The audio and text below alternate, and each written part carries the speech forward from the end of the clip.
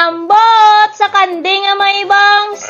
Di naman kami subong mabakal isda sa tagom. Kay mahal daw abya mga isda sa palengke sa Maragusan. Kay siguro tungod sa kalayo sa Maragusan sa dagat. Amo siguro nga dako ang patong sa mga gawliga sang isda. Kani amon pang baklon, pang isa ka semana namon nga konsumohon. Layo abi ning tagom sa Maragusan ba? Isa ka oras kapin gid ang biyahe. Ari na nakaabot na kami diri sa tagom. Char, excited lang. Wow, amo galing palengke nila de. Ay gatoy. Mall man gali na dire. Wow, pagkaon na yan ang ikadtuan ba? Abi ko makal kami isda. Sige lang dagutom naman pod ko. Makagutom gid man abi ang biyahe, guys. Tani mabusog kami sa niba kay daw ka mahal-mahal man abi.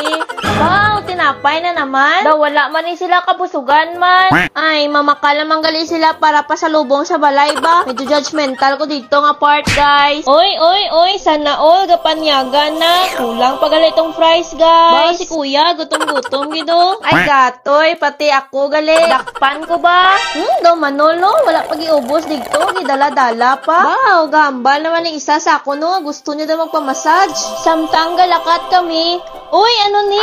It's that you, Bunny? Picture tabi, kay Manol kami. Wow, amo gali ni itsura sang massage chair. Daw electric chair ba? Makulbaan man ta siniman. Bala na si Batman Agay.